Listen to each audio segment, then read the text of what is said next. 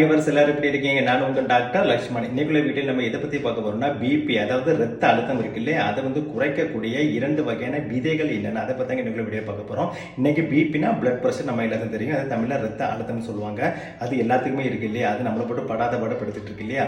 அதுக்கு டேப்லெட் எல்லா treatment follow பண்ணிட்டு இருக்கோம். ஆனால் குறைஞ்ச மாதிரி குறையுது, ஆனால் டப்புன்னு கூடிடுது. ஏன்னா கோவப்பட்டாலும் டப்புன்னு கூடிடுது, உப்பு வச்சு சாப்பிட்டாலும் கூடிடுது, ஏன்னா சால்ட்டே எடுக்கக்கூடாதுன்னு சொல்லுவாங்க. அப்படிலாம் பல விஷயங்கள் இருக்குங்க. அப்போ இந்த ரத்த அழுத்தத்தை எப்படி தாங்க குறைக்கிறது? அதுக்கு 2 வகையான விதைகள் பயன்படுதுங்க. அது என்னென்ன விதைகள், அதை பற்றி தான் நெகிழ வீடியோ சொல்ல போகிறேன். பாருங்க, ஃபர்ஸ்ட் விதைகள் என்னன்னு பார்த்தீங்கன்னா, விதைகளில் ஃபர்ஸ்ட் ஆளி விதைன்னு சொல்லுவாங்கங்க. இந்த ஆளி விதை பார்த்தீங்கன்னா அதில் நைட்ரஸ் ஆக்சைடு சிந்தசிஸை உண்டாக்கக்கூடிய அமினோ ஆசிட், அதுக்கு பேர் ஆர்ஜினேன் அப்படின்னு சொல்லக்கூடிய அமினோ அமிலம் இருக்குதுங்க. இந்த அமினோ அமிலம் என்ன பண்ணுது அப்படின்னா நைட்ரஸ் ஆக்சைடு ப்ரொடக்ஷனில் முக்கிய பங்கு வகிக்குது. ஸோ உங்களுக்கு ஏற்கனவே பல வீடியோவில் சொல்லியிருக்கேன். இந்த நைட்ரஸ் ஆக்சைடு என்ன பண்ணுதுன்னா நம்ம பாடியில் போய் ரத்த குழாயில் விரிக்கும் போது என்ன ஆகும்னா ரத்த ஓட்டம் சீராக இருக்கும். அதனால பிளட் ப்ரெஷர் தேவைப்படுதுங்க. அதனால அது ஆட்டோமேட்டிக்காக குறைஞ்சிரும். ஓகேவா? ஸோ இந்த நைட்ரஸ் ஆக்சைடு ரத்த குழாயை விரிவடைய செய்து சீரான ரத்த ஓட்டத்துக்கு வழிவகுத்து பிளட் ப்ரெஷர், அதாவது ரத்த அழுத்தத்தை குறைக்கும்.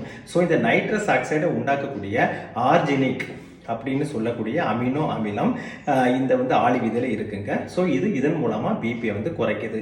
அது மட்டுமானு கேட்டீங்க, இல்லைங்க. இதில் ஒமேகா 3 ஃபேட்டி ஆசிட் இருக்குங்க.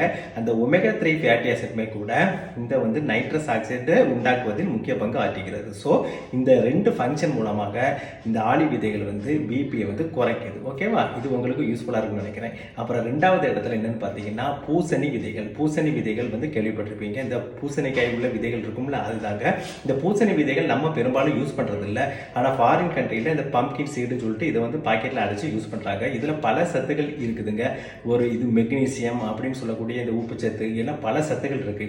பொதுவாக பார்த்தீங்கன்னா சோடியம் என்ற உப்புச்சத்து தான் நமக்கு பிபி கூட்டுது. அதில் பொட்டாசியம், மெக்னீசியம் அதெல்லாம் நமக்கு ரொம்ப தேவை. ஏன்னா இதெல்லாம் பிபியை குறைக்கும். ஓகேவா? அது போக இதில் இந்த நைட்ரஸ் ஆக்சைடு எல்லாமே இருக்கு. ஓகேவா? நான் ஏற்கனவே சொல்லியிருக்கேன், நைட்ரஸ் ஆக்சைடு டைரக்டாக பிபியை குறைக்கும். எப்படின்னா ரத்த குழாயை விரிவடை செய்து ரத்த ஓட்டத்தை சீராக்கி பிபியை குறைக்கும். அப்போ இந்த பூசணி விதைகள் பார்த்தீங்கன்னா நைட்ரஸ் ஆக்சைடு அதிகமாகவே இருக்கு. அதனால என்ன பண்ணோம் அப்படின்னு இது தானாகவே பிபி குறைச்சிடும். நான் ஏற்கனவே சொன்ன ஆளி விதையும் சரி பூசணி விதையும் சரி, இந்த ரெண்டுமே நைட்ரஸ் ஆக்சைடு மூலமாக ரத்த குழாய்களை விரிவடை செய்து பிபியை குறைக்கும். ஓகேவா? அப்போ நம்மளுக்கு ஆட்டோமேட்டிக்காக பிபி குறைஞ்சிரும். சரி, இப்போ இந்த விதைகளை எப்படிங்க டாக்டர் பயன்படுத்தலாம் அப்படின்னு கேட்டிங்கன்னா, இந்த பூசணி விதைகள் காய வச்சிருப்பாங்க, பாக்கெட்டில் அடைச்சி வைப்பாங்க. அது ஈஸியாக வாங்கி சாப்பிடலாம். அதோட தோலை மட்டும் எடுத்து சாப்பிட்டா முடிஞ்சு போச்சு. அதை பவுடர் பண்ணியும் இந்த பால் கூட கலந்து குடிக்கலாம். ஓகேவா? இப்போ இந்த ஆளி விதையும் அதே மாதிரி தாங்க. இதை காய வச்சு என்ன பண்ணுவாங்கன்னா ஒரு பவுடர் ஃபார்ம்ல ஆக்கி வச்சிருப்பாங்க. ஆளி விதை பவுடர்னு கேட்டிங்கன்னா கிடைக்கும். அதை பாலில் கலந்து குடிக்கலாம். இல்லைன்னா இந்த பாதாம் மாதிரியே முந்தின நாள் நைட்டு தண்ணியில் ஊற வச்சு மறுநாள் அதை எடுத்து சாப்பிடக்கூடியவங்களும் இருக்கிறாங்க. அப்புறம் அதை பவுடர் மாதிரி செஞ்சு சமையலில் யூஸ் பண்ணி சாப்பிடக்கூடியவங்களும் இருக்கிறாங்க. ஓகேவா? ஸோ இந்த ஃபார்ம்களை இதை பயன்படுத்தலாம்.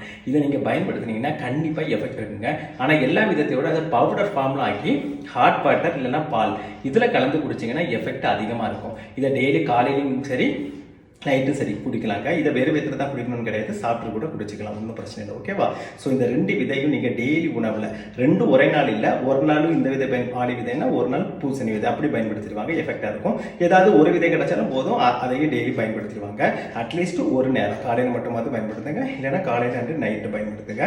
பிபி அதிகமாக உள்ளவங்க 2 டைம்ஸ் இதை யூஸ் பண்ணணும். பிபி மீடியம் லெவலில் கொஞ்சம் எலிவேஷன் உள்ளவங்க ஒரு நேரம் காலையில் மட்டும் பயன்படுத்தலாம். அது இல்லைன்னா நைட்டு மட்டும் பயன்படுத்தினா போதும். ஓகேவா? ஸோ இதை நீங்கள் தவறாமல் அப்படி பயன்படுத்திட்டு வந்தீங்கன்னா கண்டிப்பாக உங்களுக்கு பிபி குறைகிறது நீங்கள் கண் கூட பார்ப்பீங்க. பிபி குறைகிறது மட்டும் இல்லைங்க, உங்களுக்கு உடம்பும் ஆரோக்கியமாக இருக்கும். ஏன்னா இதில் மெக்னீசியம் போன்ற தாது பொருட்கள் எல்லாமே இருக்கனால இது உங்களுக்கு கண்டிப்பாக பயனுள்ளதாக இருக்கும். ஓகேவா? ஸோ நீங்கள் டெய்லி பயன்படுத்திட்டீங்கன்னா பிபி குறைந்து ஆரோக்கியமாக வாழலாம். இதை உங்கள் ஃப்ரெண்ட்ஸ் அண்ட் ரிலேட்டிவ்க்கும் ஷேர் பண்ணீங்கன்னா அவர்களும் பிபி குறைந்து ஆரோக்கியமாக வாழ்வார்கள். பிபி குறைந்து இல்லைங்க, நார்மல் ஆகும், வேற ஒன்றும் இல்லை. ஓகேவா?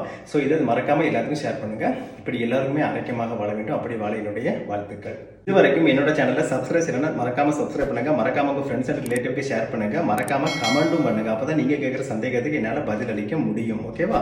ஸோ இதை நீங்க அவர்களும் ஷேர் பண்ணாங்க, எல்லோரும் பார்த்து பயனடைவார்கள். இப்படி எல்லாருமே பார்த்து பயனடைத்து ஆரோக்கியமாக வாழ என்னுடைய வாழ்த்துக்கள். மீண்டும் அடுத்த வீடியோவில் சந்திப்போம். அது வரைக்கும் பாய்.